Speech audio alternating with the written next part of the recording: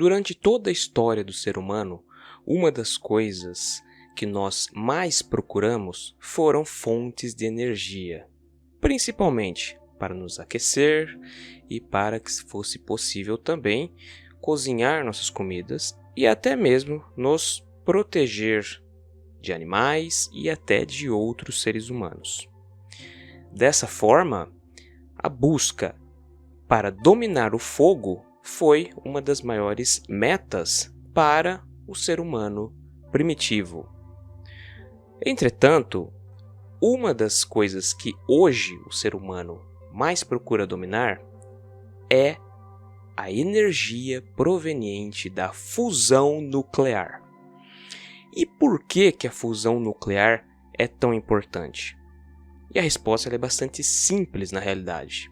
A fusão nuclear ela faz com que dois núcleos se juntem, ou seja, sejam fundidos, e nessa fusão há a liberação de energia, sendo que os resíduos dessa fusão são muito pouco tóxicos. Então, basicamente, quem domina a fusão nuclear vai dominar uma fonte de energia que é muito pouco poluidora.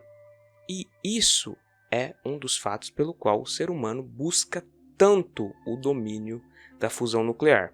O grande problema é que, para que possamos fazer fusão nuclear, há necessidade de imitarmos nada mais, nada menos do que o Sol. E esse é um problema, porque o Sol é uma estrela. E sabemos que todo o sistema solar, contando até mesmo os seres vivos, nós somos o que sobrou do Sol. Então, conseguir gerar um novo Sol com a quantidade de matéria que nós temos é relativamente difícil. Existe até a possibilidade, um tanto quanto ficcional, de poder fazer com que planetas que possuem uma certa massa consigam ascender. E isso, basicamente, seria aumentando a massa desses planetas para que a gravidade agisse tão fortemente e o sistema começasse a fundir alguns gases. E dessa forma, então, ocorresse o ascendimento do planeta. E isso daí, então, nós temos as estrelas anãs castanhas, que poderia ser, por exemplo, o planeta Júpiter. Só que convenhamos que esse não é um processo simples. Então a ideia é tentar miniaturizar o Sol em laboratório. Só que até mesmo uma miniaturização do Sol não é um processo trivial. É um processo bastante complexo, porque para conseguir fazer com que núcleos sejam fundidos, há necessidade de uma grande quantidade de energia. Ou seja, nós estamos tentando recriar a natureza em laboratório. E nós sabemos que isso não é um processo simples, uma vez que até mesmo para gerar elementos químicos sintéticos, ou seja, elementos transurânicos, na maioria das vezes são gerados poucos átomos, principalmente para aqueles que são mais massivos. Só que existe uma possibilidade de encurtarmos o caminho. Por quê? Porque o processo mais simples de geração de energia através de fusão nuclear é você fazer com um sistema, obviamente, mais simples. Sendo assim, se o sistema mais simples consegue liberar um pouquinho de energia, nós temos ali, então, um sistema que ele está recebendo energia, mas liberando mais energia do que a fornecida. Consequentemente, é um processo que ele é autoconsistente, uma vez que você tem a real liberação de energia. E esse sistema é a fusão de átomos de hidrogênio em átomos de hélio. Só que, mesmo estando trabalhando com estruturas tão simples quanto prótons e elétrons, que no caso é a constituição básica do nosso hidrogênio, na sua espécie de prótio, ainda é difícil conseguir fazer com que esse núcleo e esse elétron de cada um consigam se fundir num novo átomo. É um problema ainda conseguir fazer com que hidrogênios se fundam para que ocorra isso. E temos ainda um problema adicional, que é o seguinte fato. O hidrogênio que é mais comum para a gente é o prótio, e ele não possui nêutrons. Consequentemente, a ideia para se gerar hélio é você conseguir fazer com que surja esses nêutrons no núcleo através de um processo de decaimento beta positivo. Ou seja, em vez de liberação de um neutrino do elétron e um elétron, haverá liberação do neutrino do elétron e também de um pósitron. Isso complica mais ainda o sistema. Mas, então, como que nós podemos fazer isso? Como poderíamos encurtar esse caminho? O processo é simples no papel, mas a natureza acaba trazendo essa barreira energética para a gente. Então, uma das formas mais simples para isso é gastar um pouco de energia e irmos até o nosso satélite natural, a Lua, onde existe um intermediário muito bom para essa reação, que no caso é um dos isótopos do hélio, no caso o hélio 3. O hélio 3 basicamente é uma estrutura que possui na sua eletrosfera 2 elétrons e no seu núcleo possui 2 prótons, uma vez que isso serve para caracterizar o elemento hélio, só que em vez de 2 nêutrons, existe somente um nêutron. E obviamente, se fizermos com que um nêutron a mais surja no núcleo dessa espécie de hélio, haverá liberação de energia. Por qual fato? Pelo fato que você vai ter uma quantidade de prótons e nêutrons iguais no núcleo, sendo que ali nós temos uma estrutura que é baseada em números mágicos, ou seja, 2 prótons e 2 nêutrons.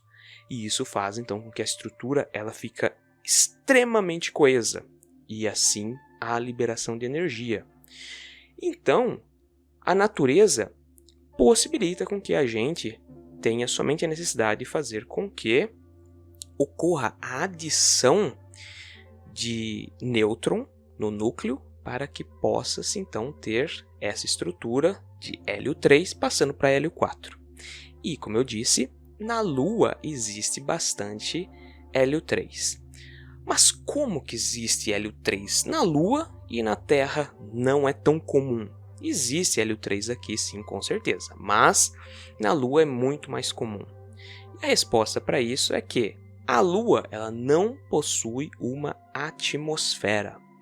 Então, existe o processo de formação de vários elementos no Sol, principalmente quando se fala de fusão de hidrogênio, ocorre na região mais próxima da coroa solar, e ali então há a conversão de átomos de hidrogênio em hélio. Esse processo se dá da seguinte forma: nós temos núcleos protônicos, ou seja, não é o hidrogênio em si, mas somente o núcleo do hidrogênio. Por quê? Porque ali no Sol existe muita energia e há a possibilidade então de fazer com que esse elétron que pertence ao hidrogênio, ele saia para o meio na forma de energia através de diversos processos nucleares, sobrando então o núcleo protônico. Esse núcleo protônico, obviamente, ele vai acabar reagindo com outras partículas.